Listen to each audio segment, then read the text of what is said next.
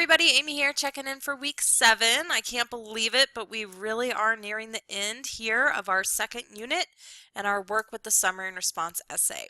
But I'm going to start by talking about your quiz from last week, which covered commas. This quiz was a little bit better than the week before, kind of all over the place in terms of where your all's answers were, but I do want to point out a couple of the questions because there were a couple that not very many of you got correct, so obviously there's some confusion there. I do want to point out that for question 1 here, nobody got it right. However, when I went back and looked at the question, it's something that we've gone over quite a bit, so I'm actually not going to add in points back for that one. Let's take a look at it. You can see here that the question is asking you about ways to use a comma. And it gives a few options, and it's asking which one is not a situation in which a comma would be used typically. So the first one is to join together two or more independent clauses. The second is around a non-essential element in the sentence. The third is in a compound sentence with a coordinating conjunction, and the fourth is after an introductory phrase, such as although. I'm going to kind of backtrack. You would introduce or set off an introductory comment with a comma. That's typical because usually that introductory information is non-essential information. And so B is also a case when you would use a comma around any non-essential information. So any information that is not crucial to understanding the meaning of the sentence gets set off with a comma. So that applies to both B and D here. Then for C, in a compound sentence with a coordinating conjunction such as and or but, that is one of the most common cases in which you would use a comma. Remember that if you have two independent clauses joined by a coordinating conjunction, then a comma is strong enough to hold those independent clauses together because it has the help of that coordinating conjunction. On the other hand, if you're joining together two or more independent clauses without the help of a coordinating conjunction, then the comma is actually not strong enough to hold the two independent clauses together. You need a stronger punctuation mark like a period or a semicolon.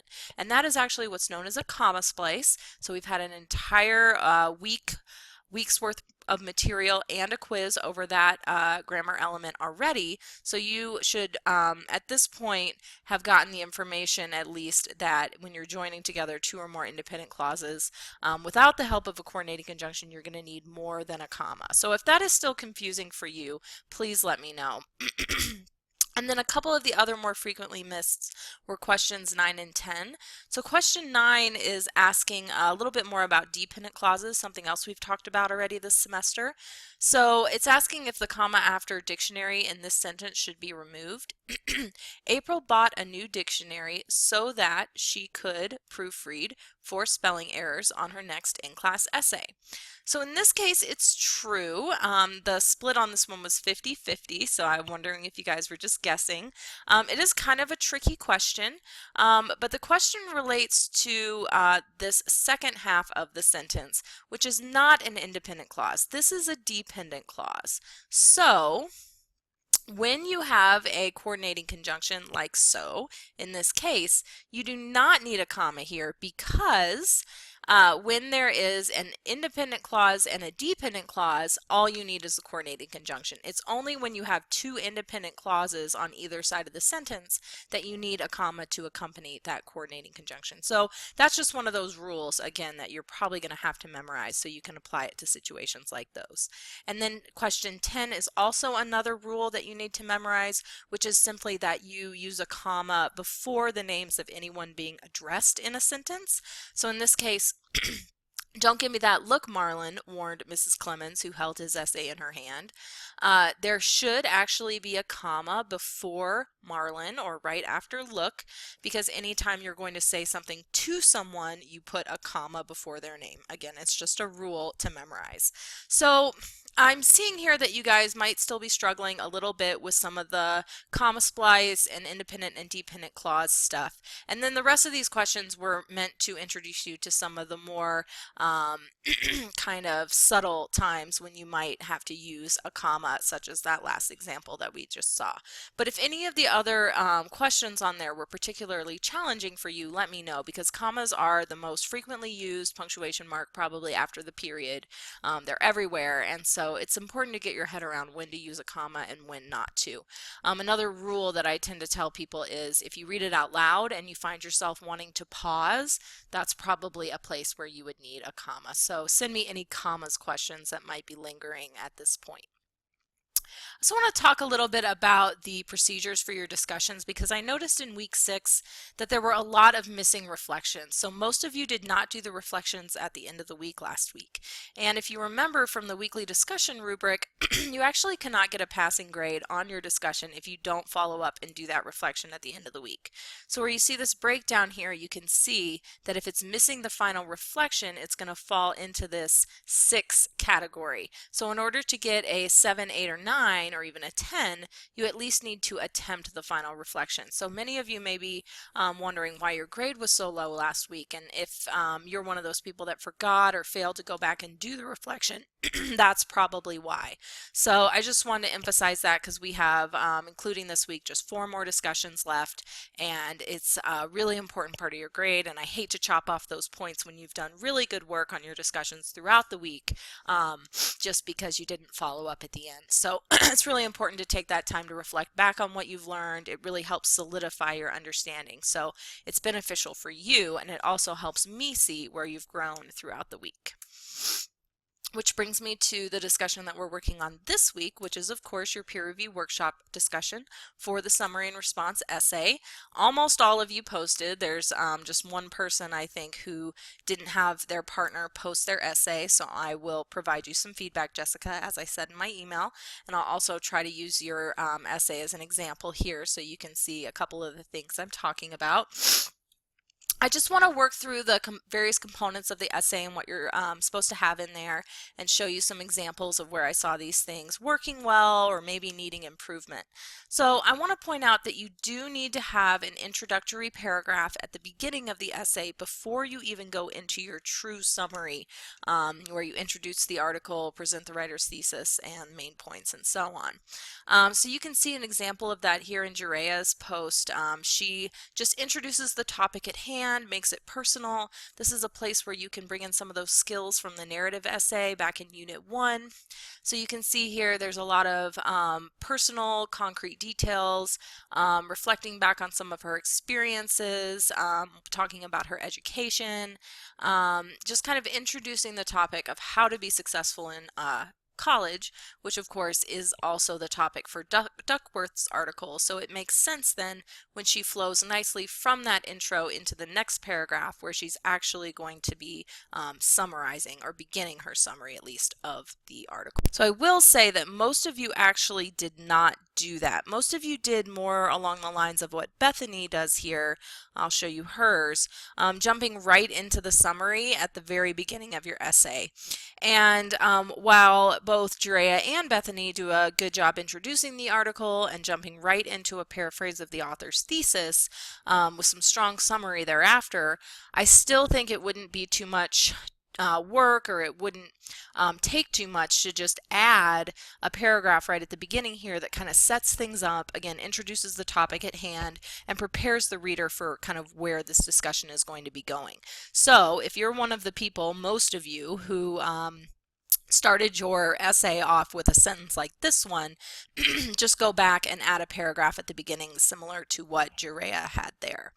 Then, as far as the summary itself goes, I just want to say that probably the most important thing is for you to come right out and state the thesis right up front. I'm noticing as I'm reading these that quite a few of you are moving through these articles chronologically, especially the Duckworth article. I'm not sure why. Maybe it's more of a narrative style of writing in that text, but it seems like many of you are inclined to start out with the history, how this all started, why she was interested, how her research progressed, and then get to the idea of grit a little bit later on. And while that may be true to how the actual article is written, it's not going to best represent her main ideas, because it's not going to put the most important thing right at the forefront. So a reader who hasn't read the Duckworth text might see a summary like this one and be confused about what's most important in that article, because some of that chronological stuff comes up first, I guess. So Jonathan does have a good intro here, but you'll see as he introduces the article article, he then moves into a statement saying she starts by telling the reader of her experience as a 7th grade teacher in New York. And so if I hadn't read the article, I might be confused and think that these experiences are what her argument is really about, when in fact her argument is really about how to be successful in your academic and professional life through grit, not through things like talent, IQ, good looks, and so on. So if, again, you are one of the people who, after introducing the article, go into a statement like this one, I would encourage you to go back and try to add a sentence before that where you actually summarize the entire comprehensive thesis, whatever her main argument is, that is going to encompass everything you're going to break down later. So everything that comes after that thesis should fall into something that you've outlined in that thesis as you're paraphrasing it. And then you can look at these details and say, well, how important are these things really? Based on that thesis I just presented, is this something that is important enough for me to give attention to in my summary, or can I just kind of group it in with something else that I'm paraphrasing, and so on. So you really want to stay away from those specific details and focus just on the main ideas as they relate to what you've outlined in your paraphrase of the writer's thesis at the beginning of your summary. And then remember that your summary should only take up about a third of the essay. I did see some of you letting your summaries go on a little bit long. David's was one of those. David, I think what you have right now is mostly summary. So if you've been struggling to write this, I understand, because it's probably hard to write a 3-page summary of a 3-page article, because of course summaries are supposed to be concise. So I'll show you what I mean here as soon as this downloads. All right, so you do a good job introducing the article at the beginning of your summary. For the most part, I think your summary is accurate, but it's not filling that one criteria of being concise, which is what we really want from a summary. And I think that's because you are taking the requirements for the essay in terms of length and applying your summary to that entire length. My computer is being very, very slow right now, unfortunately, but you'll see here, okay, now that it's open, David, you're really breaking down the main ideas from the article well, but I think you're going into too much detail, and you also don't need these long quotes. You've already paraphrased the idea, so you don't need to quote it as well. That's another way you can be more concise. And so really all of this is summary of the article. There's not much agree or disagree response going on, and so instead I would encourage you to condense this down to maybe just a page at the very most, even a page including that introductory paragraph that I mentioned before, so that it really only takes up about a third of your essay. On the other hand, we have Gray's paper, who, Gray, your essay is very strong response, but it's pretty much all response. You're missing that summary at the beginning. So remember that the response is actually only meant to, oops, this is the wrong thing, is actually only meant to take up about 2/3 of the overall essay. So 2 pages if this was a 3-page essay, including the conclusion. So here it is. This should be the right one. I'll show you that. All right, so you can see that Gray here jumps right into his first agree point, and this basically is his overall response thesis, because it's just 2 sentences long. It's sentences. It is set off in its own paragraph. But Gray, I think maybe you got a little confused in terms of where the summary was supposed to go. You're doing a lot of summarizing throughout your paragraphs, and that's great. You do cover everything that's in the article. But instead, you really want to set off those 2 things. Do the summarizing first and separately so that your reader knows you understood the article, and that way you earn the right to criticize it through the rest of your response. And in the response, you just need to bring in examples in the form of quote and paraphrase as they relate to the response points that you're developing here from your thesis at the beginning of the response portion of the essay. So again, this should just be about 2/3 of the essay, 2 pages or so. It would only need to be condensed a little tiny bit, and then you could add that 1/3 summary intro and still be within the confines of what's required for the essay in terms of scope. And then I want to show you Jessica's. I mentioned that Jessica's partner didn't get a chance to post her draft, so we can reasonably assume that Jessica's not going to get feedback from her partner. So I wanted to make sure I brought it up here as an example of how you can organize your response, because I think that's something that pretty much across the board everybody needs just a little bit of help with. Your response thesis is going to be the thing that separates that first third and second 2/3 of the essay. So you're going to have your summary at the beginning. You know, Jessica would need to add her intro paragraph. I think this summary could be expanded quite a bit to really cover everything that's in the article. But then she goes on to go ahead and develop a response paragraph, but there hasn't been a real division yet or a real transition from that summary into the response because we're lacking the response thesis first. Your response thesis should sum up all of your points of response that you are trying to make, that you're going to develop later in your body paragraphs. So here, for example, Jessica, you have a response point here, a response point here, and a response point here. And then in the next sentence, I'm not sure exactly which of those you mean to be developing. So what I would encourage you to do is set your thesis off into its own paragraph. And you could even try to get that down from 3 sentences into 2, and maybe even use a semicolon to do that. It would certainly work. Then you would need to make sure that you have separate paragraphs for all 3 of these points that you're making here. And you can introduce those points at the beginnings of each paragraph with a topic sentence. So I think that this sentence probably relates to the 3rd point here. So I would want to move that down. This looks like a little bit of summary. I'm really not sure which of your response points this information is meant to support.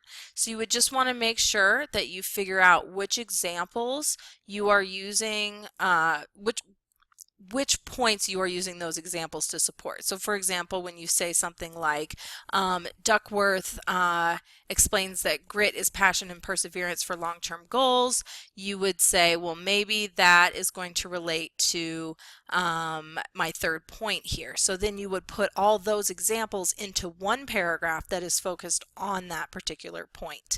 So if that is still confusing, just let me know. I'll show you another example of that. It was Kendall's. You just want to make sure that you are using that thesis to organize your body paragraphs, that you're actually following along with what you've set up in the thesis, because the thesis kind of creates an expectation within your readers about what you're going to be saying in the rest of at least that portion of the paper. So here we have Kendall's thesis. I believe it's here because most everything before that is summary. So Kendall, you would want to condense that summary to just 1/3 of the paper or so. And then you list your points of where you agree and disagree. So it seems like these are both agree points, but then you go into some paragraphs that don't necessarily follow along with the points that you've outlined here. So make sure you're saying in those response paragraphs if you agree or disagree, or if you think something is strong or weak or effective or ineffective or something like that, to actually connect it to her writing. And then that those are the only paragraphs you develop in the response portion of the essay. So it's okay and actually good to bring in examples like this, but I would want to see that tied to one of the points that you made in your response thesis by presenting that point right up front at the beginning of the paragraph using a topic sentence. If your reader sees that point in the topic sentence, they will interpret the examples that follow as being in support of that point from the topic sentence. That's just the way our brains work. So if that is confusing, let me know. Again, there are some points here that don't even get previewed in the thesis at the beginning. So again, just make sure everything in the body of the response matches up with the points you outlined in your response thesis, and everything in the response thesis gets its own paragraph in the body of the response. All right. And then I will say your comments to one another are due tonight. The people that have done them already, Gray and Leslie, are really strong already. So if you're looking for examples of what you need to do, you can check those out. And then I know I mentioned earlier in the video, don't forget to do your reflections at the end of the week. For the workshop discussion, I'm really looking for you to talk about your plans for how you're going to revise your essay based on the feedback you got from your peers during the workshop. So don't forget to do those for Sunday night so that you can get as many points as possible for your hard work this week. All right, I do just want to take a minute to touch base with the assignment sheet for the for the summary and response essay. Make sure that you are looking at this and keeping a close eye on what you need to be doing there, because it really does lay out everything. And after this week's journal, you should really be all the way through step 5 so that you have already done your thesis and developed your paragraphs. I was really able to tell as I read your rough drafts pretty much across the board who had already done the journal, and it matched up with what I saw in the Dropbox. So that journal should really help you get your paragraphs developed. And then of course, as we get the feedback after tonight's deadline, you're going to be way on to step 6, starting to do your revision in time for next week's final draft deadline. So remember that you want to focus about 60% of your time on those global revision issues, or excuse me, 80% of your time. I don't want to misrepresent that at all. It's definitely the most important thing. On the big picture things I've been talking about in this video so far, things that have been mentioned on the assignment sheet up to this point, like your summary, like your response, how well organized is your response, are you pulling in personal examples and things like that. And then only about 20% on that local revision stuff, the things that come after, like, is it long enough? Does it have a works cited page? Does it have the correct in-text citations? Have I quoted everything properly? Are my author tags correct? Is my grammar correct? And that kind of thing. And then the strategies, again, remember, those go chronologically. So in the paper, first you're going to have an introduction. Don't forget to include that paragraph. Then you're going to introduce the article. Then you are going to give us the thesis of the author's argument for your summary. Then you're going to give your own thesis statement where you present your response points. Then you're going to develop each of those points in body paragraphs for your response. Then you're going to bring in examples to develop those paragraphs. You're going to use attributive tags, and you're going to edit for American English. So again, this is local revision stuff, so it's always going to come at the end of your process. And then before you turn it in, of course, make sure that you look at the rubric and kind of score yourself, read the descriptions and say, okay, well, did I get sidetracked, or did I really focus on my thesis, or do I need to do my MLA citations a little more closely in order to get up to a B level on that? Because remember, I averaged these things out, but of course the global issues, like the things closer to the left-hand side, are weighed more heavily than the local issues like conventions over here on the right. And if you have questions about the essay moving forward, it's still not too late to ask. I certainly welcome the opportunity to give you any assistance before that final draft deadline comes up, so be sure to email me if that's the case. And then just for your homework this weekend, it's pretty straightforward. I was trying not to overload you too much. Of course, you've got your journal. If you haven't done that already, that will help you kind of flesh out your draft a little bit more. And then your discussion. Remember, there are 2 parts to the feedback that you have to provide to your one workshop partner. You have to do the in-text line-by-line feedback, and then also use the workshop worksheet under content. And then, of course, your reflections at the end of the week, including your plans for the revision. The grammar work for this week is on semicolons and comma splices, so a little bit of extra practice there. And then the only student success activity that we have so far, for this week, is just a little bit of a reflection on how your reading habits may have changed, because that's going to prepare you for the next unit and some of the work that you'll have to do in the last 3 weeks of the semester. So if you have questions about any of this stuff, again, just please let me know, and I can also help you if you're struggling with any specific part of your essay. So email me sooner than later on that. All right, thanks. Have a great weekend.